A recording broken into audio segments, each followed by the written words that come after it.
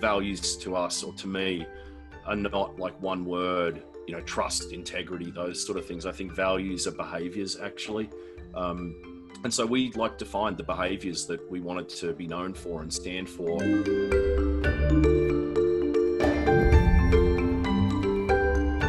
Sean, I'm excited to continue our conversation, now hearing more about your journey. Tell me, where did your story begin, and how did you get to where you are today?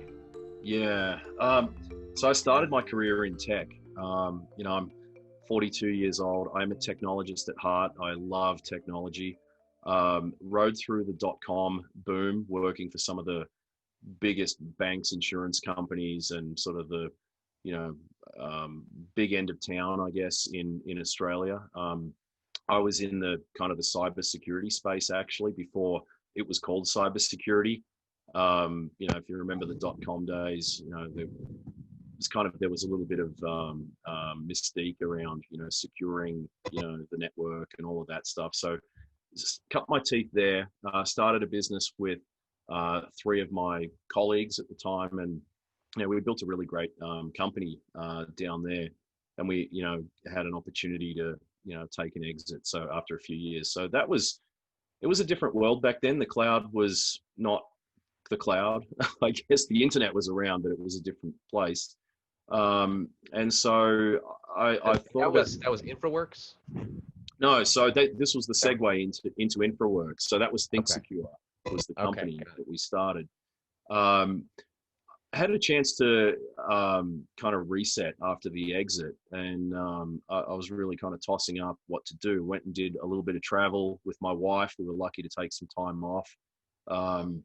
And that was where the idea of InfraWorks came from. A friend of mine came to me and said, look, I've got this great idea. There's a ton of big projects that are forecast that have government funding committed.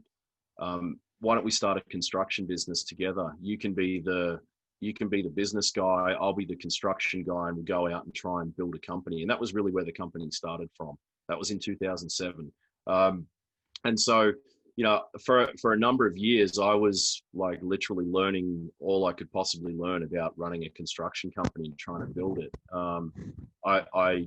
I got my truck license. I got my excavation. Like I literally can operate, not very well, I might say, but I can operate, a lot of our machinery that we own. And we got to 2013. So we were sort of 6 or 7 years into it. And I just literally noticed that it was kind of embarrassing being an old school tech guy that I hadn't actually put any tech into my own business. Like we'd put an accounting system in, we'd put an estimating system in, but we were using like spreadsheets and manual process. And so I said to my business partner, we got to do something about this, because all of the crew, all of the workers have got mobile phones. They've got Android phones or iPhones.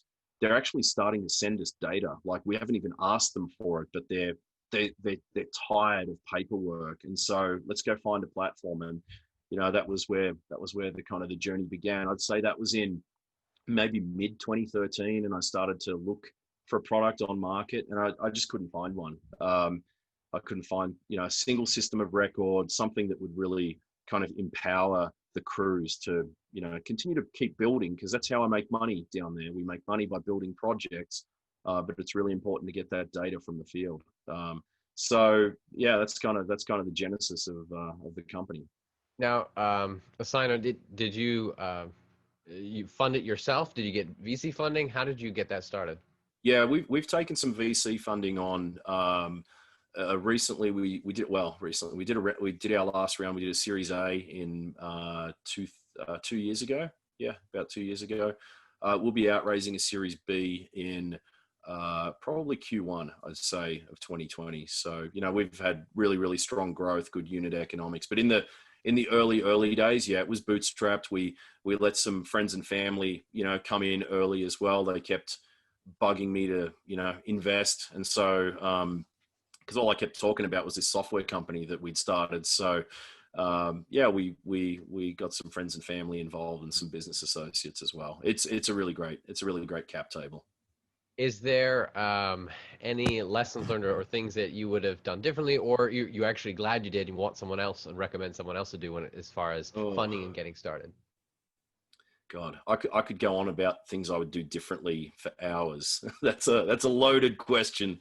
Um, God, what would I do differently? I think I, in the early days, one sort of lesson for us, I didn't, and this was more of a market kind of the viewpoint. I didn't think that contractors were out looking for software like I was. So we didn't invest as heavily in kind of demand generation marketing. As crazy as it sounds, in 2014, 2015. That's something I would do differently because they were looking for it, it turns out. The other kind of a thing, I'd be like really clear. One thing I think we did really well at the beginning was articulate our sort of, mission, vision, value set. Values to us or to me are not like one word, trust, integrity, those sort of things. I think values are behaviors actually. And so we like defined the behaviors that we wanted to be known for and stand for, and getting people to buy into that when you're trying to recruit talent, and trying to identify. So like a good example, I stole this from one of my old bosses, was, around being transparent and, honest.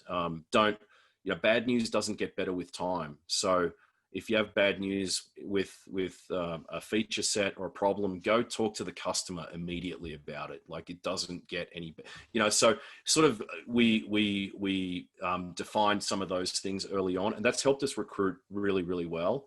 Continuing on that thought of building your team, what is it like to develop from just a couple people and to grow it from there? Any tactics that you've used that you would recommend? Yeah, I mean, it's really hard because your company changes almost on a monthly basis, and one of the things that Marco is my co-founder, Marco and I, like, we still talk about it at our all hands, is just the culture that we created can be easily diluted, as you're hiring and bringing new people in. And so we really put an effort into the recruitment process, making sure there's real clarity on what we stand for as a company, as people, as team members. And then the onboarding process really kind of drives that. I think that's really important because even if you're, especially in the early days, if you're a team of 10, going to 15, or 20, I mean, you've doubled, and that can dilute your culture by 50%. And culture is values. It's how you respond to customers. It's how hard you work and drive towards, delivering value for customers or solving their problems. So that's something that we still talk about, from at every all hands. It's really important, is maintaining the culture. It's a little harder now with COVID and everyone being remote, but I feel like we've sort of, adapted. The culture's definitely shifting, but it's still. How big is how big is the team today? Yeah, so we're about 60 people. All over? Yeah, all over. We've got, I think, about 25 in the US now. Most of them are here in Colorado, and then we've got Nashville, San Antonio, Houston, San Francisco, everywhere. And then the rest are in Sydney, and we've got them regionally in Sydney and other cities in Australia as well. What's your plans as far as COVID-wise going forward with the team? Of how are you gonna bring people back to the office? Are you gonna do all remote? I mean, any thoughts there? I read a ton about that. We went remote really early into it, actually, sort of late February, because especially in Australia, we were hearing a lot about the outbreak in China. It's a little closer to home down there. Remotes worked really well, but we just found that the honeymoon wore off pretty quickly, I'd say, especially with lockdown. People couldn't work out when should I start or stop work. And we were finding people were working crazy, ridiculous hours on the weekend, late night, early morning. And so that's kind of eased up a little bit, which is great. But one of the things that we decided to do was sort of go with a hybrid style model, I think. And so we got really intentional around not just company get-togethers, getting together for a happy hour at the end of each month or that type of thing, but, sales teams get together at least twice a month in person where we can. Engineering does their stand-ups, in person, twice a month. So we've got sort of a program where people know, what the cadence is there. And then, we've made, sort of co-working spaces and things like that available for some of the team that, maybe live in a smaller apartment or just, have been working off the kitchen table for, for months now. I just think, we sort of tried to, I heard a lot of like, just go full remote, the hybrid model doesn't work. For us, it's working really, really well, I would say. It'll be interesting to see how everyone shifts forward. So I'm always curious to hear. It may work different for each company, as you stated, Yeah. and for depending on the size. Shifting gears a little bit on this growth over the past 6-7 years, any thoughts you can share of client-wise? So coming away from team for a moment, how do you get those first few clients and customers on the platform and using it to just get it started? Yeah. For us, it was really tough because I was in Australia, in Sydney, and it was tough to sell into a competitor, for example. And, in the early days that would come up, the prospects and customers were nervous because I was a contractor and I still own a contracting business down there. That's not a problem anymore. And you can, we went through the ISO 27001 security certification early on, very, very, and we would share that with prospects and just give them confidence that, no, I'm not actually looking at the data. This is my company. I don't care about the data from other contractors, and that wouldn't be appropriate. It was really hard. I mean, I was selling deals early on. I was relying on my network quite heavily in the early days. When we hired our first 2 sales reps, I was really in a supportive role for those guys, like a sales engineer, I guess. How many years in was that you hire your first 2 sales?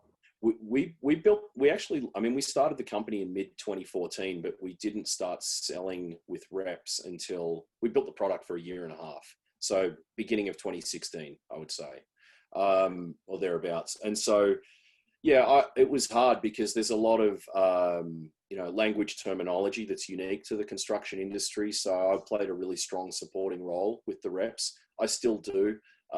They can't keep me out of deals, so I like to be involved. I think I'm a sales guy somewhere deep down there, but it's really tough. And then I think it doesn't, just recognizing that it doesn't end when you win the deal. You've got to make sure that the customer is really happy. Like think about the full journey or life cycle of the customer.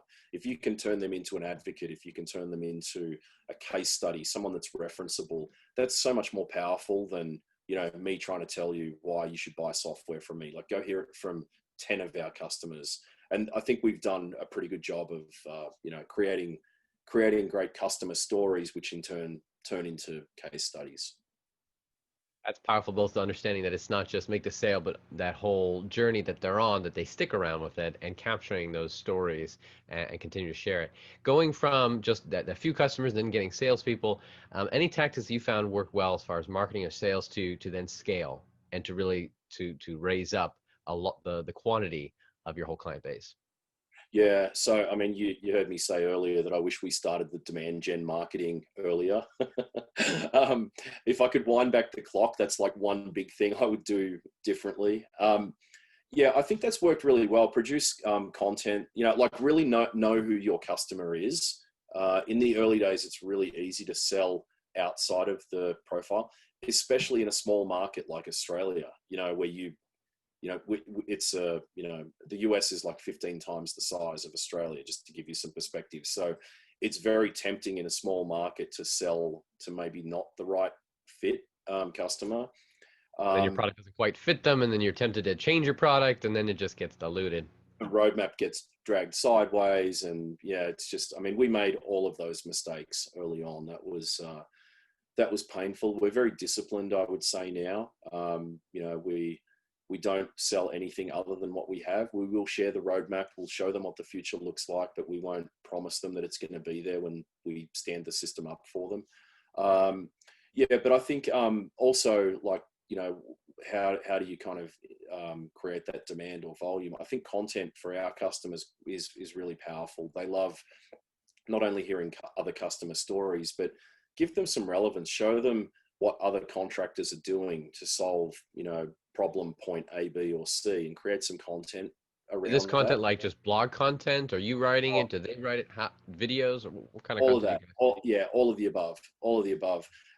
And do webinars, get customers to host. I mean, literally right now as we're recording this, we've got a customer advisory panel that's happening, on another Zoom call somewhere. So, like, get really active and engaged, because if you have those champions, if you have customers, maybe even if they're at risk, get them involved early, and show them that, the way we build software is it's not static. We're not going to send you an update once every 6 months or 12 months. We iterate fast, and you can help influence some of those decisions that we're making. We want to learn from you. You create content around that. And contractors, in our space, want to be heard. They want to understand that, they don't just have to buy a one size fits all type platform. And if it doesn't fit, I'm not going to buy it. So that's worked really well for us. We kind of followed the HubSpot demand gen sort of playbook that worked really, really well and continues to work really well for us. So I think if you can sort of get the mix right, you've got a few levers to pull to really sort of drive demand. Do you see any of this shifting now with COVID and the way your customers and the way they think and want to learn and reach out? How is that going to change going forward? Yeah, that's a really, really great. That's a very astute question actually for our profile, because pre-COVID, our customers would want you to drive out to their office, buy them a cup of coffee. They want to stare at the whites of your eyes and shake your hand before they sign the contract. And then COVID happened. And now they live in a world where the kids are on Zoom for school and they're on Zoom and all of that.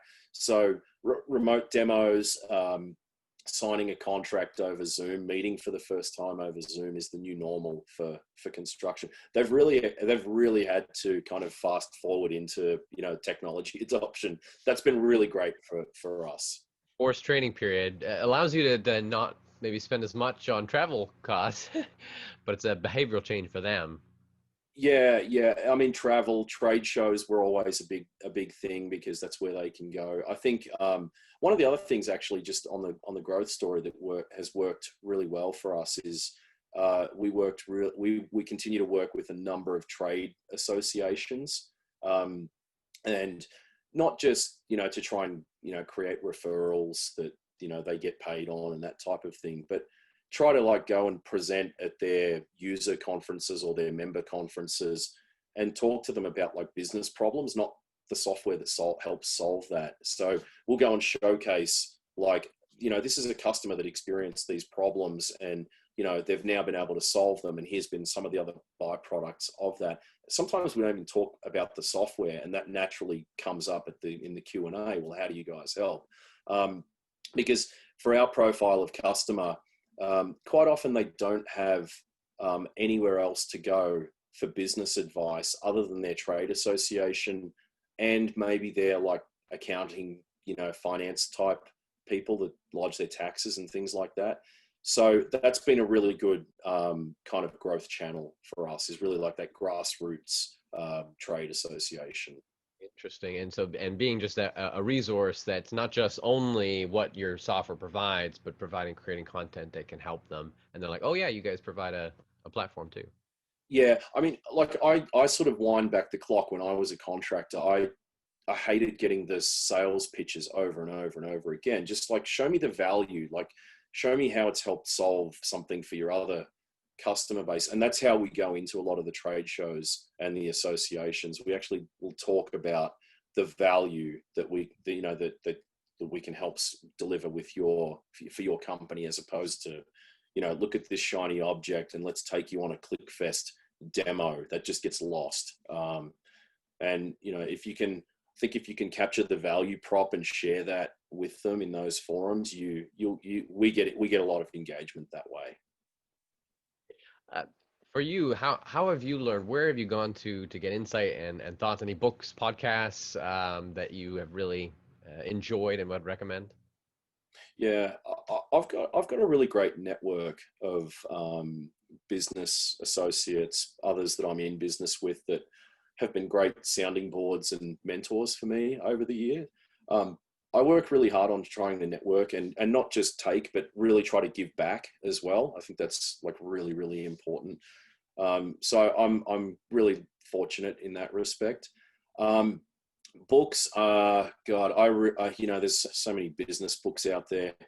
I probably read like one or two a year. I mean, I read Bloomberg, I read the Wall Street Journal, I read the business news all day, every day, because I think there's a ton of learnings there when you hear about how companies are navigating through, growth problems or COVID and things like that. That's really been a powerful resource for me. But the only other book that I've read, in the last 12 months that comes to mind, I met a really good friend of a friend of mine in San Francisco, is a guy by the name of Matt Mashari, and he wrote a book called The Great CEO Within, I think it was, and he spends a lot of time with really great CEOs in the Bay Area, coaching them. He does it for free as well, which is really unique. I met him in person. I was really, really impressed with, the time that we spent together. And so he released a book. I read his book. It's a great read, very tactical on how to become a great CEO, how to become a great leader, how to manage the problems and kind of as your company scales up. So yeah, that's a great one. And podcast, last one, then I'll shut up. I think This Week in Startups, I'm a technologist. I love Jason Calacanis. I just think he's got a great format, and he's always on the frontier in terms of great companies that are being launched. Last question I have for you: what kind of technology innovations do you predict we'll see in the next year, near term, next year or so, and long term, next 5 years? There's amazing tech. It's sort of, it's changing by the day, by the hour. For me, I think a lot of the low code, no code platforms that are out there now, I think that's really interesting for me personally. There's a ton of really great products in market right now. And so you can become much more efficient as a leader, as a manager, someone running a company with, the tools like Airtable and Zapier and things like that. I know it's kind of not, the sexy, autonomous vehicles and that sort of space. But for me, I just think that's actually going to move the needle for the way companies and people operate in business. And that's really exciting for me. Have you seen a company using AI, machine learning, or other technology to transform the way we live, work, and do business? Go to uptechreport.com and let us know.